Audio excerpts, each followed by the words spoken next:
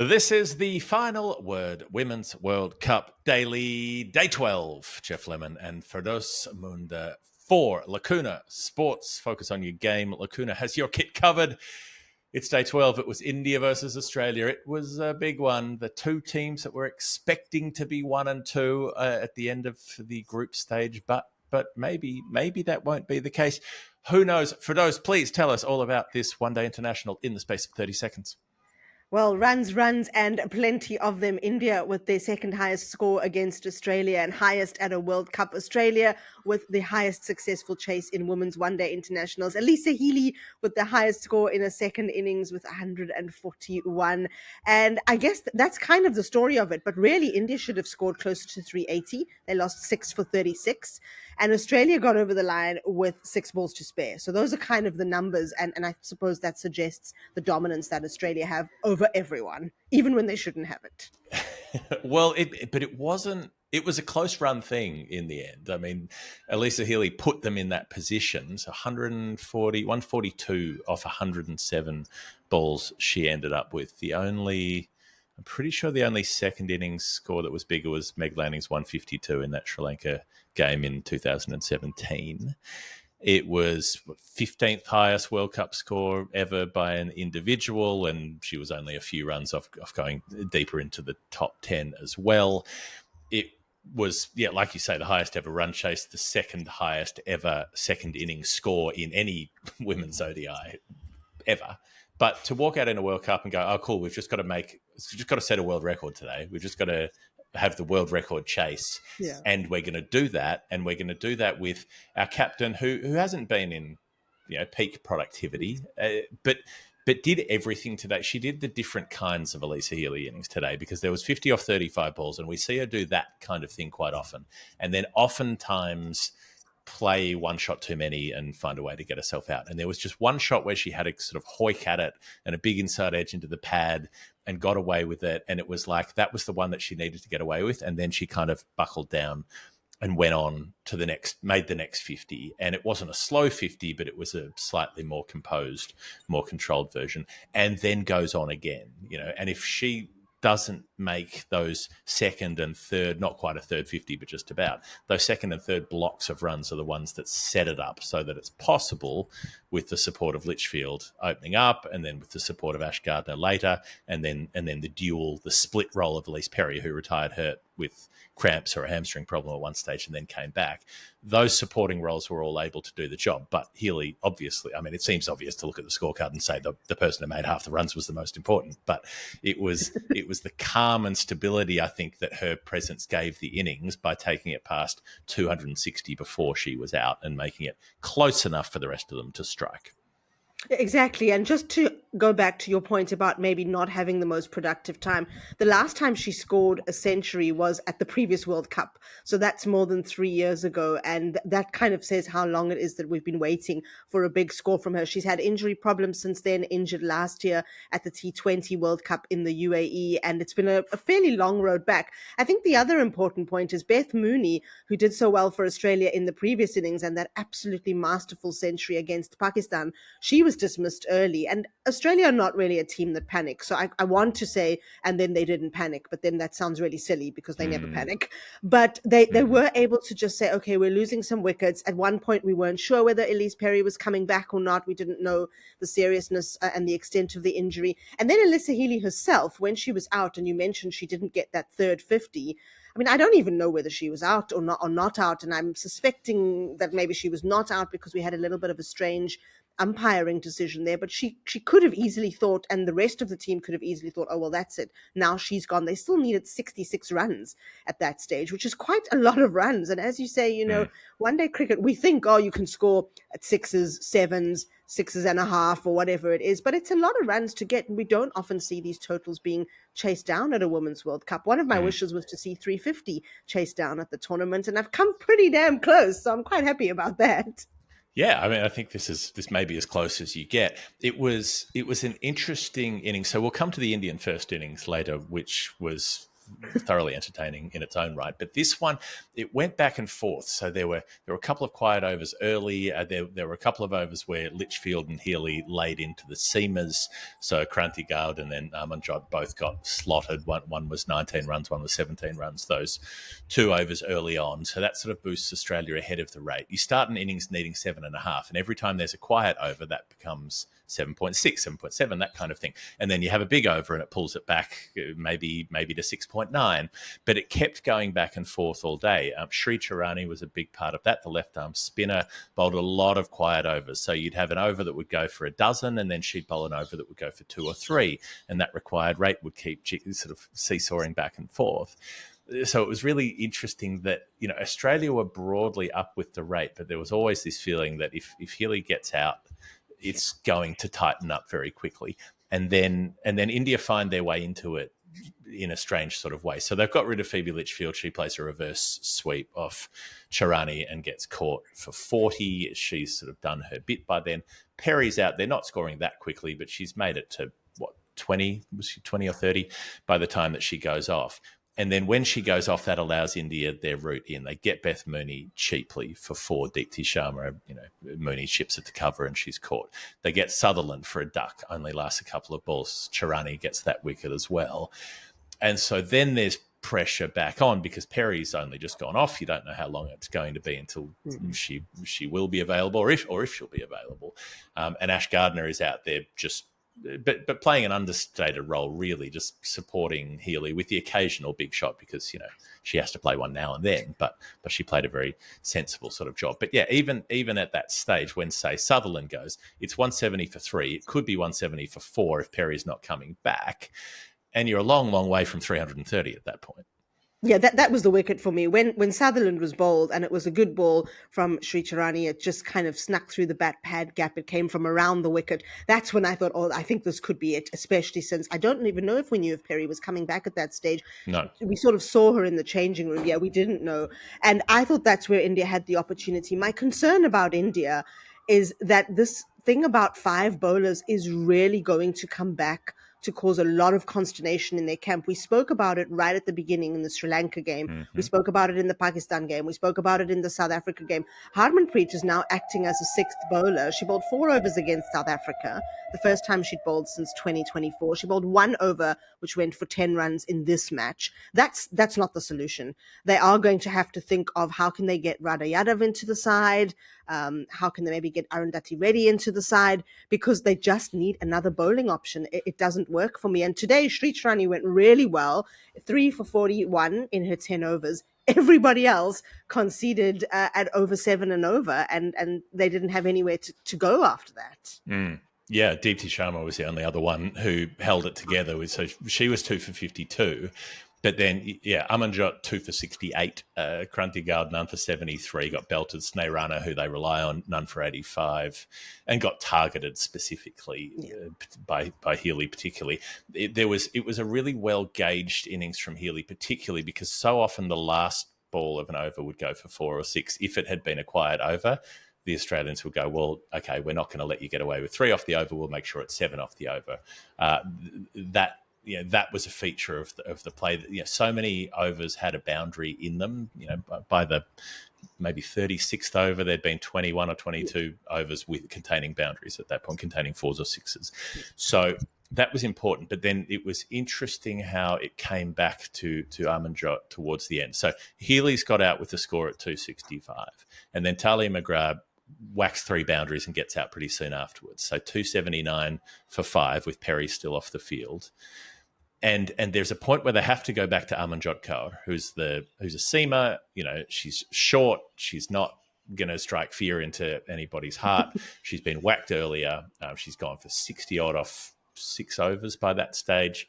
And they have to turn to her because they've got 7 overs left to bowl. They've got 2 overs to come from Sneh. They've got 2 overs to come from Krantigard. They've bowled out Charani. They've bowled out Deepti Sharma. She just has to bowl at that stage. There is no option unless Harmanpreet's going to come on herself, and she got whacked for 10 when she came on for an over. But Amanjot, I've really respected the way she came back and had an influence in that last stretch, it was necessity and desperation. But she comes on and she bowls Ash Gardner for 45. She gets Sophie Molyneux a couple of overs later for 18. And at that point, it's 303 for 7. Perry's coming back in. They need 28 off 5 overs, but they've got the injured player batting with their opening bowler with Kim Garth. They've got King and Shoot left to come. And so India still had a game that they could win at that point had they been able to find a way past Perry, or had Perry popped that hamstring again, rushing through for a single as she did at one point with heart in your mouth as she was ball watching a ball to short fine leg and forgot to run. And was it with Garth or Molyneux? I think it was with Molyneux who was going, you got to run, I'm running, you've got to do it. And she made it, but only just.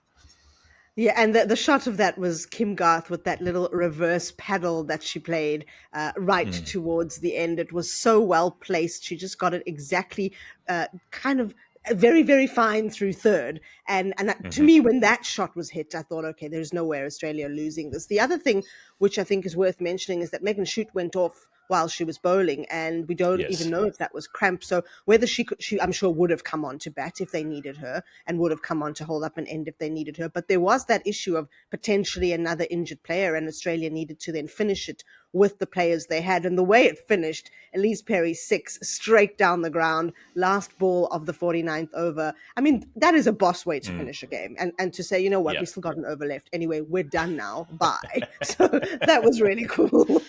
Yeah, I think it was. So they had a conversation. Kim Garth did her job really well. 14 off 13 balls, 14 not out. Because I was surprised they'd sent Garth in rather than King, because I thought if you want a player who, like, with a few overs to go, you want someone who might be able to lump one over the rope if you really need it, and that's more an Alana King part of her game than a Kim Garth part. But she rotated strike well. She did play that reverse for 4 that took the pressure off. And so there was a chat where, okay, it's last ball of the over. They need 6 to win. And Perry's like, do you want me to take a single and keep strike and try to win it in the last over? Or things go wrong. Things can go wrong in the last over if you take it that tight. What say we just try to finish it now? And it was almost a free hit, because it's like if Perry gets out at that point, Garth will have strike for the next over, and she's set by that point, and she can try to finish it off with Alana King. It seemed like a calculated risk to hit that 6 and say, let's play it safer in a way by trying to hit the 6 now. Yeah, exactly. And so smart. I mean, it's the Australian way, isn't it? It's knowing exactly what you need to do when you need to do it. And I think what was really telling were the looks on the Indian faces when that happened, because they've now lost 2 in a row. They've lost against, I suppose, one team which we thought maybe they would lose to in Australia. But I think they fancied themselves highly against South Africa, especially given the record was 5-0 before this World Cup. And it's now who they've got to come. So they play England next, then they play New Zealand, and it could end up being a tussle between New Zealand and India for that 4th place. And this is not what the home team had in mind at all. No. Capacity crowd were out there. They started leaving just as the game was ending. We saw people leaving the stadium. It is quite late, of course, in India, and it is a Sunday evening, and I'm sure people have work tomorrow. But you could see there was unhappiness. And I would love to just see a gallery of Harmanpreet Kaur's facial expressions over the last 2 games, because she has looked increasingly frustrated, disappointed, out of ideas, and you can really see the pressure telling on her.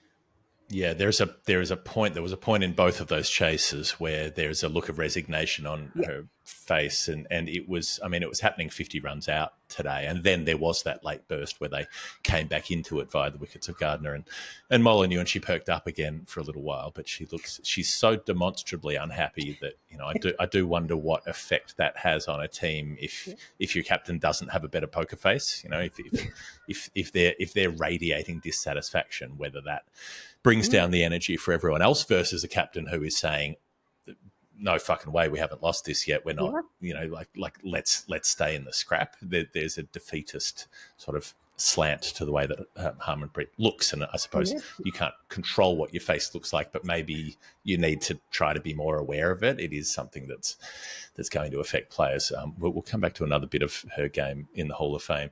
So Australia managed to finish it off. The Elisa Healy wicket was an odd one, so that went to a third umpire review. It was a catch at point, backward point, Snairana off Chirani. Talk us through it, Firdaus. What happened? I am so annoyed with these third umpiring decisions. So first of all, the third umpire is listed as Jackie Williams, and it was distinctly not Jackie Williams who was Mm-hmm. making the decision. It was Kim Cotton, the reserve umpire, and I'm unsure Yep. as to why that happened. So it was, the person we didn't expect. And then what we Mm-hmm. saw was an angle where it looked like the ball had bounced just before it had been caught or taken on the ground. Mm-hmm. And you could clearly hear Kim Cotton saying, I can see the ball bounce. I see the ball Mm. bouncing. She She said, asks them for I two see the more ball on the angles. ground." The I see first the ball on replay, the ground. she's Yeah. yeah. She goes, I see the ball on the ground. Do you have another angle?" And Then she they go to a asks for second two more angle, angles. but then they go And back to the then first one. exactly. And then she says, okay, fingers clearly underneath the ball. I'm ready for my decision. And then they show a third angle after they sort of don't have any more angles. And it's Mm. just the processes that we're seeing in the third umpiring. And we're seeing a vernacular being used and a vocabulary being used, which I'm not sure is following the correct protocols. So when Heather Knight was dismissed in the game against Bangladesh, what we heard was it's inconclusive as to what's happened. And then the decision gets given. And really, you need to say Mm. something like it should be conclusive evidence on which you are making a decision. So the Right. wording has been really bothering me. And I don't know that Alyssa Healy was out. I mean, these angles are so blurry in any event. It's very hard for us to see from thousands of miles and television screens and Yeah. bad internet connections away. But look, it at least didn't change the game, which is what I said last time as well. Had Australia lost, I think we would have Mm. an absolute controversy on our hands. Well, the Heather Knight one might have changed the game.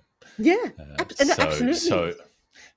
so we've seen two given and one not given, which are very similar. But broadly, I'm an outer. Like I'd rather see the finger raised more often than not. And I think with most of these catches, if a player's claiming it, I think Sure. I would say unless you can clearly see that it's hit the ground and it's one Yeah. of those fuzzy ones, I'd be happier to see those given out on balance than given not out, because there was a period of time where nothing was given out if it was vaguely close to the ground. This one, it does seem to dip down, and I think she's probably got the very tips of her fingers under it, and then it bounces up off her fingers into the hand. I think that's what happens, but that's just a gut read from a very blurry angle. But yeah, as you say, the TV director says no more angles. They give the decision out, and then at the next ad break, they show a third angle from behind the catcher, which again supports that it was probably up off the fingertips, and it was, it probably would have supported the decision. But why wasn't that available at the time? And like you say, how does the third umpire go from saying I can see the ball on the ground and then watch the same replay and say I can see fingers under the ball? It's Confusing. curious. And where was Jackie Williams? Was she stuck That's in a really what lift? I want to They're know. always stuck in a lift. Every umpire who's not there is always stuck in a lift somewhere. Sort out your elevators, cricket grounds, because Kim Cotton was the fourth up. Right.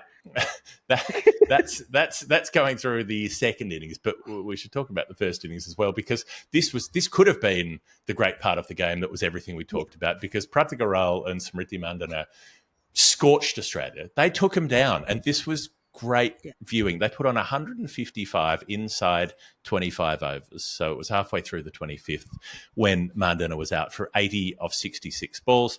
Pratika Ral was 75 off 96 in the end. Various people online were getting stuck into her for scoring too slowly. I'm like, the other player's scoring at a strike rate of 120. It's one-day international cricket. You're allowed to have a player who scores at 80 if you've got someone at the other end who's doing things differently, right? You can have a player who bats through the innings. That's fun. The Pratika Ral innings was interesting because there were a lot of big shots. She hit sixes, or she hit, one in particular, which was memorable. She hit a lot of boundaries, and then she'd have some dot balls and it would sort of come back to parity. But Mandana hasn't been in supreme touch herself lately, although she made all those runs against Australia in the lead-up series, but just in the first few games hasn't had a big score. But the two of them looked in such control. They took down Australia. They were right on top, and it was fun to watch. Okay, here are your world champions. What do you got? What can you reply with?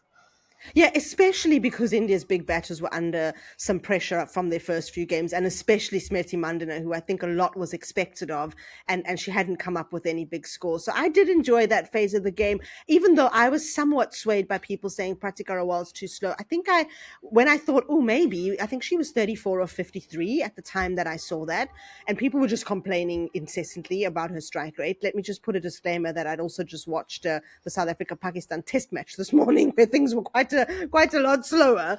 And it did feel as though, if it is as flat as they're saying it is, and this was a different pitch to the one for the South Africa game, and if the opportunity is there to score really big, then should they be taking it? And maybe that's a criticism better reserved for the latter half of the innings, where, as we said in the intro, India probably should have got 370, 380. I mean, I think at one 380, stage I we thought. might have thought 400, and then obviously losing all the wickets didn't help. The slowdown didn't help. The way Annabelle Sutherland bowled didn't help. So, I mean, I still want to talk a bit about Harman. I'm sure you're coming there. And just the kind of, just what kind of pressure she's under now, because runs are not coming. Nothing's coming. Well, she's the bit that you're thinking of will be my Hall of Fame, I'm sure. But it was, I don't know, it was so smooth early on, and Mandana goes past 1,000 runs for the year, which is crazy. That's never happened before. So Belinda Clark, I love 5,000 runs. Yes, so true. She got to 5,000. So there aren't a lot of players who've made 5,000 ODI runs in the women's games. So Stefani Taylor, Big Suze, Charlotte Edwards, and Mitali Raj are the only others to do it. None of them have made more hundreds than Mandana has already.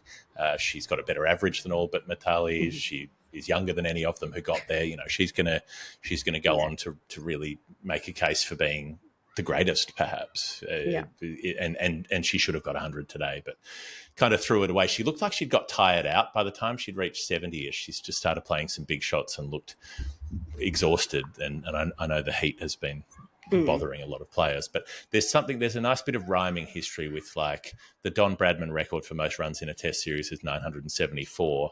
The Belinda Clark record for ODI runs in a year was 970. And it just sat nicely together. And Mandana went past the Belinda Clark record in her last innings, and then went past the 1,000 run mark in this one, and was cruising along. There were a couple of bits I loved, like Ash Gardner twice diving for a catch in the outfield and giving up a boundary in the attempt to take a crazy flying catch. I love the intensity of that. Instead of saying, no, I'll be conservative and I'll save the 4, she's like, fuck it. 4 runs is a good cost. Like, that's a good gamble to try to take an important wicket. So she did that a couple of times. But it was just such clean ball striking for the most part. Sophie Molyneux had a tough time of it coming back into the side. She's going in and out for Georgia Wareham. I know she ended up taking 3 wickets, but she got belted. And I cannot understand how you don't pick Georgia Wareham in a team. You've got a player who she can make 50 off 20 balls with the bat, and could get picked for that alone. And then you're like, oh, she could also bat 9 or 10 and bowl you 10 overs, and she's turning the ball away from the bat the same as a left-arm spinner. I'm not sure what the thinking is in the Australian camp, that Molyneux is so much better than everyone that, like, she effectively ended Jess Jonason's career for no particular reason that anybody could tell, and now is preferred to Wareham at any stage. I don't quite get it. I don't know if you've got a different angle on that. No, I agree with you completely. I've been surprised to see Georgia Wareham not playing, actually, and I've also thought, I don't know why they're not picking her, and it's hard to kind of criticize them when they're winning all the time. And I wonder if maybe they'll change it up, now that they've got the top of the table place. I suppose one more win and they can start to change things up a little bit, provided the weather holds. Yeah, but I mean, possibly they might keep changing things around. It's just, and it's not that Molyneux's not a good cricketer, she is, but it's why she seems to be treated as an absolutely automatic pick. Like, she has to walk back into the side whenever she's fit, which is what seems odd to me. Anyway, Talia McGrath got whacked around. She had to replace Megan Shute after 1 ball of an over and got pumped. And so all of this stuff was going along through the Indian innings. And then there's a point where, okay, so the openers have got out. They've made 75 and 80, and probably if either of them go on to 120, or past that, like Healy did, then India make a huge score. But India should have made a huge score anyway. They're on track. Harmanpreet comes on and goes after it from ball 1, 22 off 17. I'm fine with a player making that and getting out in that last push. Jemima Rodriguez comes out and starts scoring quickly. And then Harleen Deal comes out and scores quickly. Risha Ghosh comes out. And it's that point where Risha Ghosh gets out it's the end of the 43rd over. They're on 294. So they've got 7 overs to go. And the rate that she scores, and she's batting with Rodriguez, who's also scoring quickly, you're like, these two can make 80 off 40 balls. Absolutely. Yeah, and they promoted her up the order, which was great, right? That's where she should be batting, I think. Risha Ghosh should be batting higher up the order. So everything was going great up to that point. And then Sutherland comes into it. So she's got the 1 wicket earlier of Pratikar, but she comes in and gets Risha Ghosh and Rodrigues one after the other. And she gets the 10 and 11 to wrap things up so that they don't get that last over to get another, try to swing away and get another 10 runs or so from it. A couple of other wickets in there with Deepti Sharma getting out to Molyneux and Amanjot getting out to Ash Gardner. And so India swing away. And it's like it was against South Africa where you go, well, they made a big score and they set a big chase and it ends up getting chased very narrowly, but they should have had even another 10 or 20 might have made the difference, let alone another 40 or 50 that they probably should have had. Yeah, they should have also batted out their overs. So they were dismissed with 7 balls to spare in the innings. That they won't be happy with. Sutherland's pace-off balls were fantastic, and there was a little comparison on the TV screens about the way that she's bowling out the back of the hand, the different cutters, and that's really been very effective through this World Cup, and we've seen it at all the venues. So 5 for 40 from her. And really, I thought India were well short at that point. And, it sounds so silly because 330 is an amazing, amazing one-day score, particularly in a World Cup, particularly in a crunch game. And to still go off that field feeling, oh, we've left 40 runs out there. I think already they started out knowing it was going to be tough and knowing that if there was any team that could chase it down, it's probably Australia. Mm-hmm. I was going to talk a bit more about the umpiring, but maybe I'll come to that in the Hall of Fame as well. Before we get to the Hall of Fame, Lacuna Sports, the only company that makes specifically cricket kit for women and girls because they need different kinds of kit. If you run a cricket club, if you have a women's team or a girls' team and they're playing in men's kit and you have not thought to ask them how they feel about this, which, it's not a crazy prospect. This is happening out there.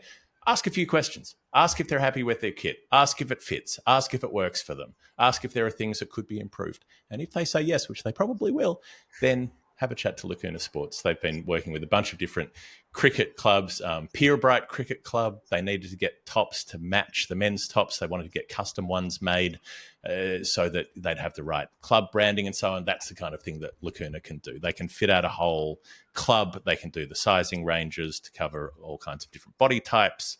They can make sure that you get the stuff that actually fits you rather than having to make do. lacunasports.co.uk is where they are at. Go and have a look at what they do. Tops are important, I must say. Having received many ill-fitting tops that are actually designed for men, go and get female designed tops.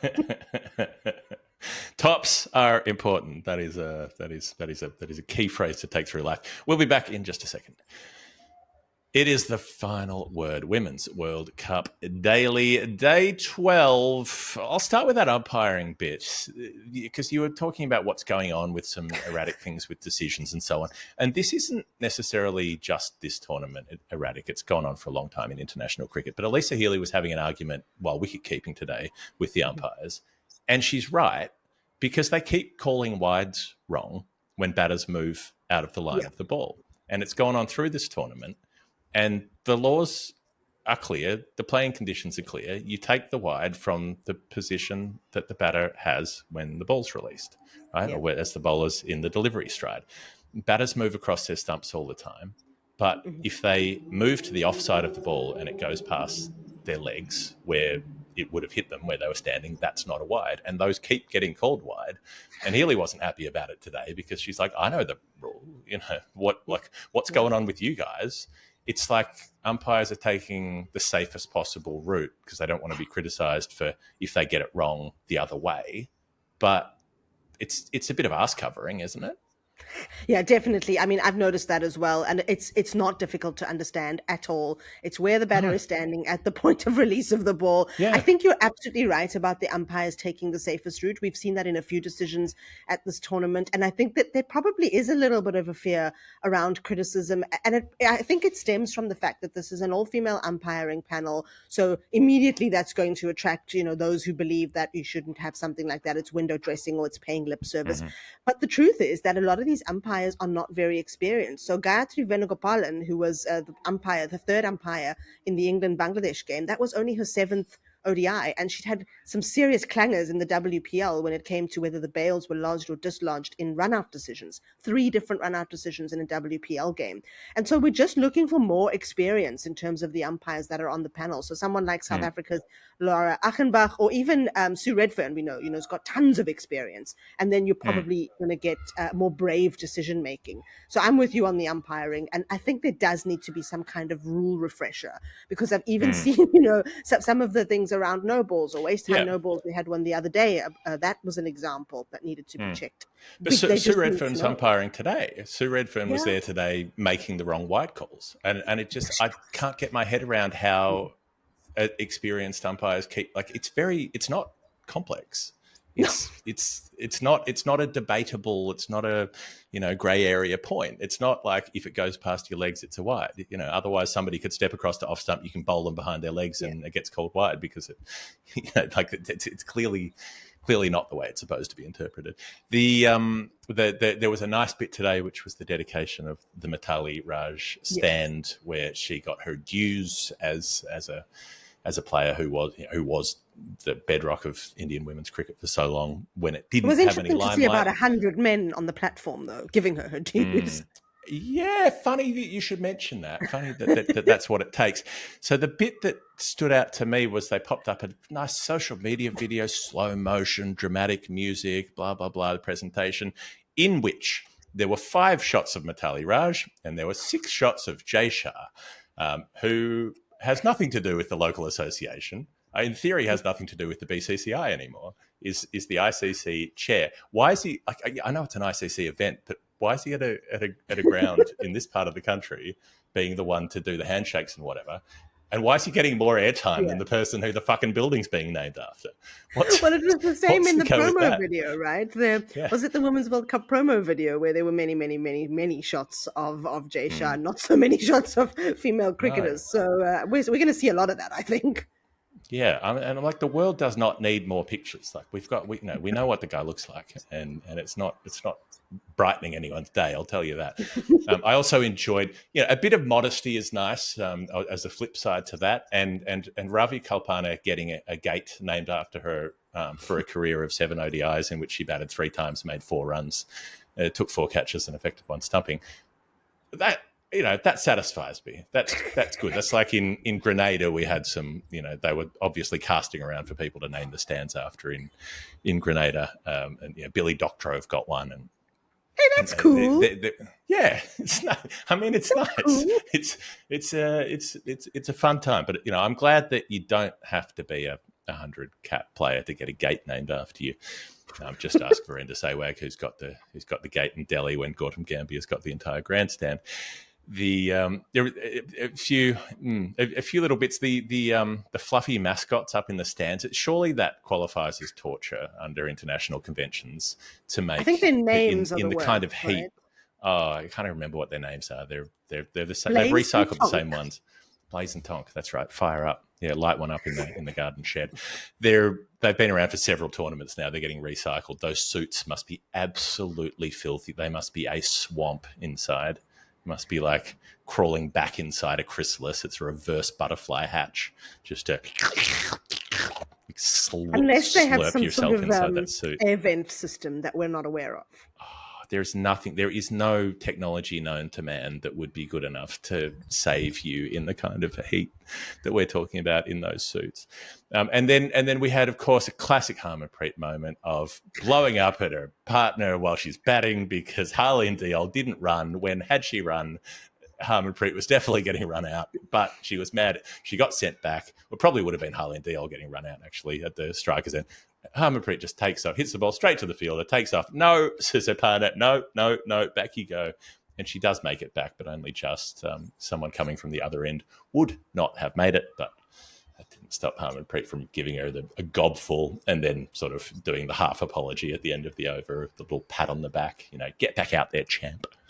Yeah, no, she, and that's what you were saying earlier, right? Such a demonstratively unhappy captain. I don't think it's good for a side. It's and bad vibes. Do see that a lot. It's such bad vibes. Yes. Good vibes, though. My pick on Jemima Rodriguez's catch to dismiss Beth Mooney. standing in the covers, going both hands to her left and taking a real blinder. I don't know if it's catch of the tournament material because we have had some goodies, but maybe it's kind of right up there. And my own Hall of Fame moment is that around about 26 hours ago, I just completed covering South Africa playing Namibia for the very first time in a T20 international. Namibia won, by the way, off the last ball, chasing 136. And it looked like an absolute vibe at the NCG. I've said that very deliberately, the new Namibia cricket ground. Then 12 hours later, I was up to do the South Africa-Pakistan test match in Lahore. And now I am doing the Women's World Cup games. Hell So I've seen yeah. all the formats, all the genders, covered all the cricket, and it's just swimming around in my brain. But this is cricket, right? Modern cricket means it never stops. You got to be an all-format player. Catch of the tournament's still Krunty Guard for me, the return catch, the one that was drilled back at her that she took with the one hand. That's going to take some serious beating. Laura Wolfart? Yeah, it was good. It was contender, spectacular. Right? It was spectacular, but it was less. It was a lower degree of difficulty than standing at the end of a rifle range while somebody shoots at you and you catch the bullet in your teeth, which is pretty much what the Indian seamer did. Right.